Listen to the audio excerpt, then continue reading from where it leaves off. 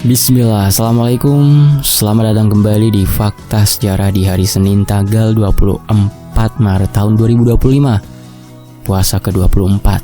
Yang lagi pada mau mudik, hati-hati di jalan ya, gak usah terburu-buru. Khususnya yang bawa kendaraan sendiri, sering istirahatlah. Pokoknya jangan buru-buru ya. Semoga selamat sampai tujuan. Dan kali ini saya masih akan membacakan cerita dari Om Ras yang berjudul Liburan di Desa Kakek di Pedalaman Kalimantan.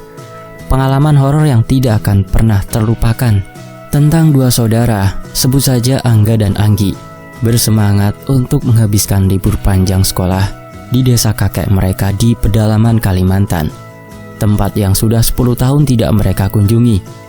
Perjalanan panjang selama 16 jam membawa keluarga mereka, termasuk Baba dan Mama, ke desa tersebut. Kedua orang tua Angga dan Anggi ya. Awalnya liburan berjalan menyenangkan. Mereka bertemu kakek dan nenek, berkumpul dengan keluarga jauh, serta menikmati kegiatan seperti memetik buah di kebun kakek. Angga bahkan mendapatkan anak buhis, yakni monyet kecil, untuk dipelihara. Namun, suasana berubah menjadi mencekam ketika kakek, yang ternyata sering membantu warga desa mengatasi masalah mistis, dipanggil untuk menangani kasus kesurupan palasit berantai. Anggi dan Angga mulai merasakan keanehan ketika mereka diajak jalan-jalan oleh Lara, seorang gadis desa. Mereka tersesat di hutan setelah Lara tiba-tiba menghilang. Lalu seorang nenek misterius akhirnya menolong mereka kembali ke desa. Malam itu, Anggi mengalami kejadian horor. Tangannya ditarik oleh sosok tak terlihat dari luar jendela hingga ia kesurupan. Keluarga pun mengikatnya karena ia mengamuk tanpa sadar. Kakek menjelaskan bahwa Anggi terkena palasit, makhluk mistis berantai yang sulit diatasi. Untuk menyelamatkan Anggi, kakek terpaksa mengembalikan palasit itu kepada Lara, orang pertama yang terkena karena perbuatannya di air terjun bersama pacarnya. Seperti apa kisahnya? Ini dia selengkapnya di Fakta Sejarah. Bismillah.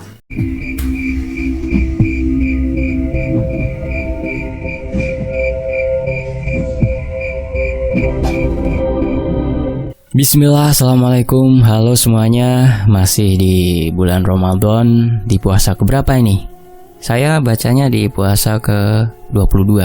Entah ini saya upload di hari apa ya. Pokoknya saya ngucapin selamat berpuasa. Semoga pada lancar semua ya, dan dimudahkan dalam semua rangkaian ibadah yang ada di bulan Ramadan ini.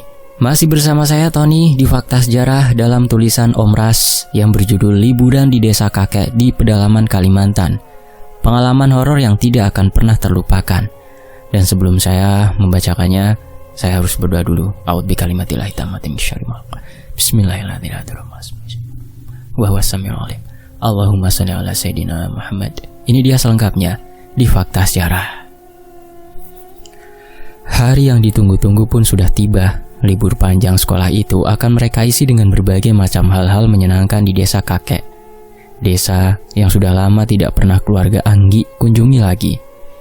Kurang lebih sekitar 10 tahun Anggi tidak pernah ke desa kakeknya. Terakhir ke desa kakeknya itu saat ia masih berusia 7 tahun. Dan sekarang usia Anggi sudah menginjak 17 tahun. Dan selama 10 tahun terakhir, kakek dan neneknya lah yang selalu datang ke kota untuk mengunjungi keluarga Anggi. Gi, kamu sudah selesai packingnya?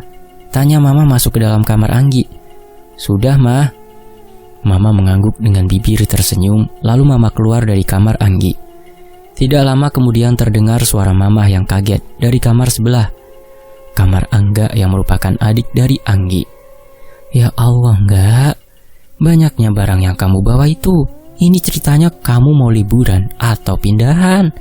Tanya Mama. Anggi yang memang kurang akur dengan adik laki-lakinya, itu pun lantas mengompori sang Mama supaya Angga kena marah. Namun Mama yang pada dasarnya memang bukan wanita pemarah, tentu tidak menanggapi perkataan Anggi yang kompor itu. Anggi ditegur dan gantian Angga yang menertawakannya. Orang tuh ya kalau sama adik laki-laki biasanya akur. Ini kalian kok berantem terus sih? Gak capek emangnya? Ujar Mama membuat Anggi dan Angga terdiam. Ujung-ujungnya, Angga hanya disuruh untuk mengurangi barang bawaannya saja oleh Mama. Malam itu, Anggi tidak bisa tidur. Ia begitu bersemangat untuk berangkat ke desa kakeknya esok hari. Tok tok. Tiba-tiba terdengar suara ketukan di pintu kamarnya. Masuk aja, pintunya gak dikunci. Gi, aku pinjam kameramu ya, ujar Angga. Enggak, kamu sendiri kan punya. Jadi ngapain mau pinjam sama aku? Punyaku rusak, kemarin dibanting pacarku. Ya suruhlah pacarmu ganti. Enak aja mau pinjam punya aku. Please ya Gi, pinjem. Gak. Oke gini deh, aku bakal nurut sama kamu 1 minggu penuh. Kamu mau nyuruh apapun, pasti kuturuti kok Gi. Enggak. 2 minggu deh, gimana? Enggak. 3 minggu? Enggak. Iya deh 1 bulan, gimana Gi? Anggi terlihat berpikir. Gimana ya? Boleh nyuruh apa aja? Tanya Anggi. Iya semaumu. Gimana ya? Menarik sih. Tapi janjimu tuh gak bisa dipegang, kayak kamu waktu janjiin aku dulu. Enggak Konggi, itu kan dulu. Kalau sekarang gak akan. Aku janji. Oke gini aja. Aku kasih tahu kamu rahasiaku, dan kamu bisa jadikan rahasiaku itu sebagai jaminan. Gimana? Emangnya apa rahasiamu? Tanya Anggi penasaran. Angga menunduk. Aku pernah terberak di celana, jawab Angga pelan. Tawa Anggi pecah. Serius?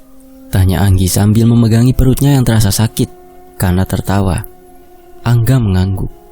Itu gimana ceritanya sampai bisa kayak gitu? Ada kan waktu itu kami challenge makan mie pakai cabe. Aku menang. Tapi efeknya perutku sakit sampai mencret. Malu aku kalau ingat lagi. Mana waktu itu aku lagi sama pacarku. Anggi benar-benar tertawa lepas setelah mendengar cerita adiknya itu. Jadi gimana Gi? Boleh kan? Tanya Angga pada Anggi. Ya masih tertawa itu. Iya ya ambil aja. Tapi awas ya, jangan sampai rusak. Aku belinya pakai uang sendiri loh itu. Oh iya enggak. Dan satu lagi ya. Aku mau kamu manggil aku dengan panggilan Tuan Putri ya. Ya seenggaknya dalam waktu 1 bulan ini deh. Kamu manis-manis sama kakakmu yang cantik ini. Angga bersorak. Ia langsung berdiri dan berjalan ke arah meja kakaknya tersebut.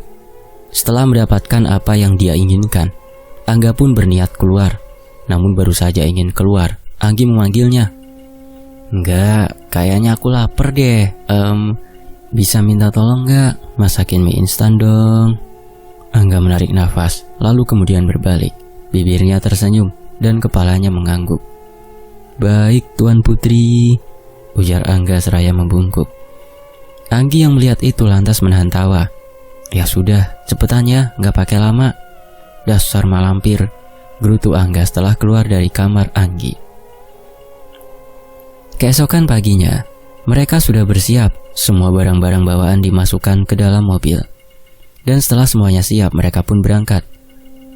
Jadi, kakek yang akan mereka datangi ini adalah orang tua dari ayahnya Anggi. Sementara orang tua dari ibunya Anggi sudah lama meninggal.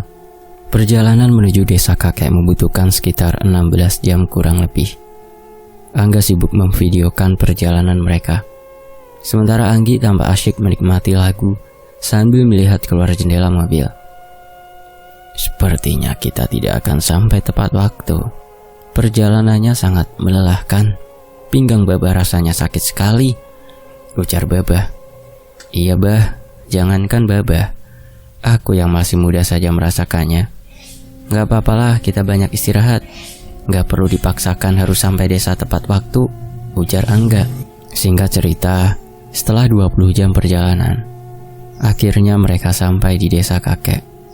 Kakek dan nenek menyambut mereka dengan bahagia. Keesokan harinya keluarga jauh pun berdatangan ke rumah kakek untuk bertemu Babah, Mama, Anggi, dan Angga. Barulah di hari ketiga berada di rumah kakek, Anggi dan Angga bisa menikmati waktu liburan mereka. Mereka diajak oleh kakek ke kebun untuk memetik buah tiwadak atau cempedak yang memang sedang musimnya saat itu. Tak lupa Angga selalu memvideokan setiap momen tersebut dengan kamera yang sebelumnya sudah ia pinjam dari Anggi. Kek, itu apa? Tanya Angga menunjuk ke arah hewan yang dibawa oleh si kakek. Anak buhis, ini bisa dipelihara. Kalau dirawat dia bisa jinak. Mau pelihara? Tanya kakek pada kedua cucunya itu. Aku gak berani kek, Terakhir aku ikut ke Pulau Kembang dulu. Tanganku dijahit karena digigit monyet, jawab Anggi. Kakek tertawa.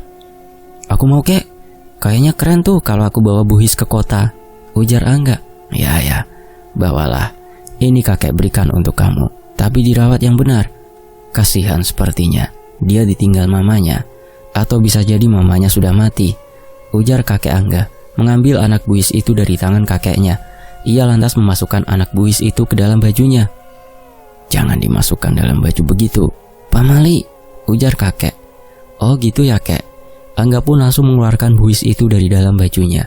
Angga menggendongnya sambil sesekali memeluk anak Buhis tersebut. Malam itu saat mereka semua berkumpul mengelilingi makanan yang sudah terhidang, tiba-tiba terdengar suara orang memanggil-manggil nama kakek mereka dari luar. Kakek beranjak dari duduknya. Ia berjalan ke arah pintu dengan tergesa-gesa. Ada apa ini? Tanya kakek pada orang yang tadi memanggilnya.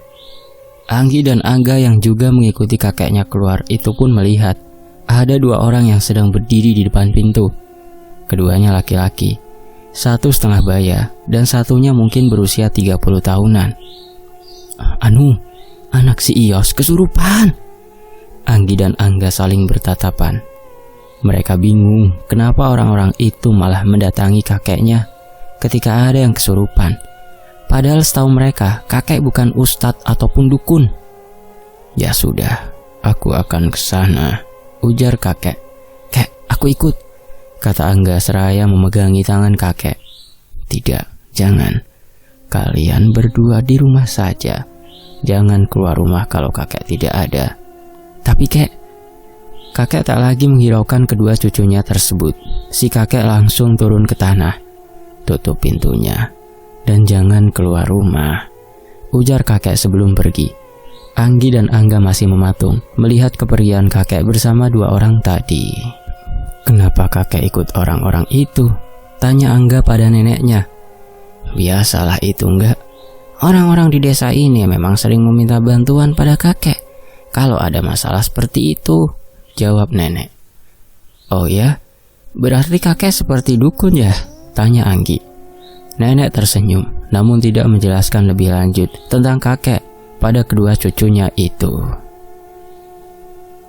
Sementara itu Anggi dan Angga masih menunggu kakek mereka.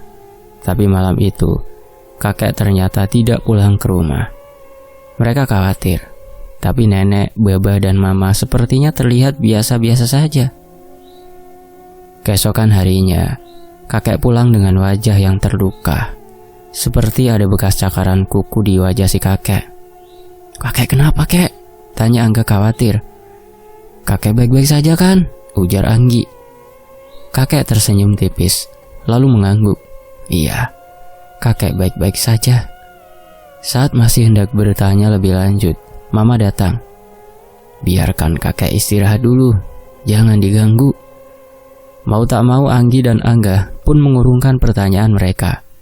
Lalu kedua kakak beradik itu pun langsung keluar rumah untuk berjalan-jalan. Saat sedang duduk santai di tepi sungai, Angga melihat ada salah satu orang yang semalam mendatangi kakek. Orang itu setengah berlari menuju ke arah rumah kakek lagi. Merasa penasaran, akhirnya Angga langsung mengajak Anggi untuk pulang. Benar saja dugaan Angga, orang itu rupanya mendatangi kakek. Anak saya sekarang kesurupan, ujar orang itu. Kan sudah kubilang, kalau palasit itu berantai, anak-anak lain jangan ada yang mendekati anak si Ios dulu. Kalau sudah begini makin susah untuk mengobatinya, ujar kakek marah. Palasit? Apa itu yang Gi? Tanya Angga. Nggak tahu. Kakek pergi lagi bersama orang itu. Namun kali ini, Anggi dan Angga mengikutinya. Mereka ingin tahu apa yang dilakukan kakek, sekaligus untuk membuktikan apa benar dugaan mereka kalau kakek adalah dukun. Tentunya, mereka mengikuti kakek secara diam-diam. Dan berhubung saat itu siang hari, jadi sangat mudah untuk melihat kemana kakek pergi. Terlihat kakek dan orang tadi masuk ke sebuah rumah. Dan walaupun jarak dari tempat mereka berdiri cukup jauh, tapi mereka berdua masih bisa mendengar suara teriakan nyaring dari dalam rumah tersebut. Kayaknya bener deh, Kalau kakek itu dukun, ujar Angga. Bisa nyembuhin orang kesurupan itu bukan berarti dukun gak? Jawab Anggi. Iya sih benar. Keduanya semakin mendekat, namun tiba-tiba mereka dikagetkan oleh seseorang. Saat mereka menoleh ke belakang, terlihat seorang gadis seumuran Angga sedang berdiri menatap keduanya. Jangan dekat-dekat sama rumah itu. Di rumah itu sedang ada yang kesurupan, ujar si gadis. Kita lagi nunggu kakek kan Yanggi di sini, ujar Angga. Iya, kakek kami di rumah itu. Oh, jadi kalian berdua ini cucunya kakek Adan ya? Tanya gadis itu yang langsung dijawab dengan anggukan kepala oleh keduanya. Senang bertemu kalian, ujar si gadis tersebut.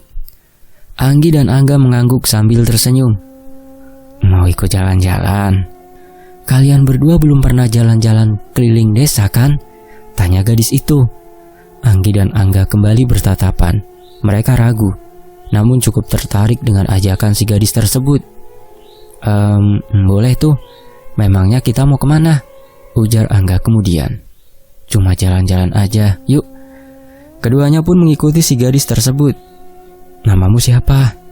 Dari tadi kayaknya kita belum kenalan ya, ujar Angga. Namaku Lara. Wah, nama kamu cantik ya, sama seperti orangnya, ucap Angga. Kalau namaku kamu Angga kan? Dan ini kakakmu Anggi. Dari mana kamu tahu nama kami? Tanya Anggi. Ya tahulah, kan kalian cucunya kakek Adan, jawab Lara sambil tersenyum. Anggi dan Angga terdiam. Mereka tak menyangka kalau kakek mereka begitu dikenal. Bahkan orang-orang sampai mengenali cucu-cucunya. Oleh Lara, mereka diajak hingga keluar jauh dari area desa. Mereka memasuki area perkebunan singkong, lalu memasuki hutan. Tidak lama, mereka sampai di sebuah sungai kecil berbatu. Lara mengajak mereka untuk bermain di sana. Hari itu benar-benar menyenangkan bagi keduanya. Hingga tiba-tiba, Lara yang sebelumnya pamit untuk buang air besar di hilir sungai itu malah tidak kunjung kembali. Angga dan Anggi mencarinya dengan perasaan was-was, takut, dan khawatir. Apalagi mereka sama sekali tidak mengingat jalan untuk pulang. Namun tak peduli seberapa keras mereka mencari keberadaan Lara, mereka berdua tak bisa menemukannya. Akhirnya, keduanya hanya bisa duduk menunggu sambil terus berdoa untuk keselamatan Lara. Gimana ini, Nggi? Masa kita di sini sampai malam sih? Tanya Angga. Terus, kamu mau gimana? Nyari jalan pulang gitu? Yang ada kita nyasar nggak? Jawab Anggi. Lara kemana sih? Apa dia ninggalin kita? Kalau bener, tega banget dia. Jangan suuzon gitulah. Hari sudah hampir gelap, sementara mereka berdua masih berada di pinggir sungai tersebut. Mereka duduk di atas batu tanpa berbicara satu sama lain, hingga terdengar suara seseorang menyapa keduanya. Sedang apa kalian di situ? Tanya suara itu. Angga dan Anggi lantas menoleh. Mereka melihat seorang nenek-nenek yang sedang membawa lanjung di punggungnya. Kami tadi diajak teman kesini, Nek. Tapi teman kami itu menghilang. Kami gak tahu jalan keluar dari sini. Kami gak berani kemana-mana, takut nyasar, jawab Anggi. Memangnya kalian ini dari mana? Dan siapa temanmu itu? Tanya si nenek. Kami dari kota, Nek. Kami cucunya kakek Adan. Dan nama teman kami itu Lara. Si nenek mengerutkan alisnya. Oh, jadi kalian ini cucunya si Adan? Siapa tadi nama temanmu itu? Lara, Nek. Oh, si Lara. Tapi bukannya Lara masih dikurung ya? Kan masih belum sembuh itu kesurupannya, ujar si nenek. Angga dan Anggi saling tatap, tak percaya dengan apa yang baru saja nenek itu katakan. Ya sudah, tidak usah dipikirkan. Ayo, mari pulang ikut nenek. Nenek tinggal di mana? Tanya Angga. Di desa yang sama dengan kakek kalian. Ayo, mari ikuti nenek. Angga dan Anggi masih berdiri diam saat si nenek mulai melangkah meninggalkan mereka. Keduanya masih ragu untuk mengikuti si nenek. Bagaimanapun juga, Dari pengalaman terakhir mereka mempercayai seseorang, malah mereka ditinggal di dalam hutan itu. "Ayo cepat, sudah mulai gelap ini," ujar si nenek. "Nenek orang kan?" tanya Angga tiba-tiba. "Jadi kalian mengira nenek ini hantu? Coba lihat kaki nenek, napak tanah kan? Lihat juga garis di atas bibir nenek ini. Dan lihat bagian tumit, semuanya sama seperti kalian kan? Artinya nenek ini manusia." Angga tersenyum kecut. "Maaf ya nek," ucapnya kemudian. "Ya sudah, ayo mari pulang," ajak si nenek. Akhirnya mereka berdua pun mengikuti si nenek. Dan dalam perjalanan keluar dari hutan itu, Anggi dan juga Angga mendengar ada suara banyak orang sedang mengobrol, tapi tidak jelas apa yang mereka bicarakan. Saat hendak bertanya pada si nenek, nenek lantas mendahului mereka dengan menyanyikan sebuah lagu dalam bahasa daerahnya. Dan singkatnya, mereka bertiga kemudian sampai di desa. Mereka berpisah dengan si nenek, karena kata si nenek, rumahnya tidak searah dengan rumah kakek Adan. Sesampainya di rumah, rupanya mereka sudah ditunggu. Kakek, nenek, mama, dan babah, semuanya terlihat sudah menunggu mereka berdua. "Dari mana saja kalian berdua ini?" tanya babah. Suaranya terdengar bergetar menahan emosi. Angga dan Anggi akhirnya jujur dengan apa yang terjadi hari itu.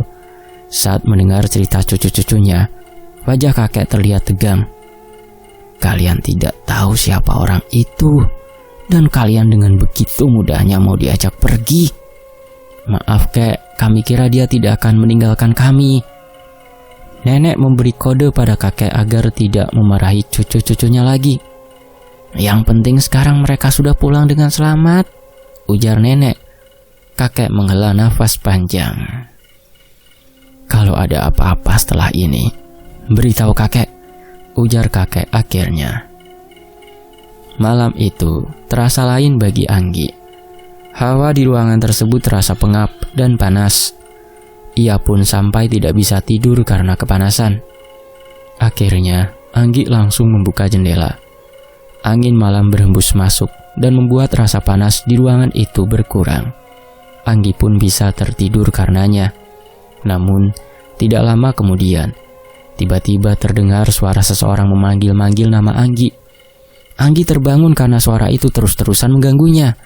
Tetapi ketika ia membuka matanya, suara itu tak lagi terdengar. Saat ingin melanjutkan tidurnya, tiba-tiba pintu jendela tertutup dengan sangat kencang, seperti didorong oleh seseorang. "Siapa?" tanya Anggi. "Pria." "Hei Anggi, mau ikut bermain?"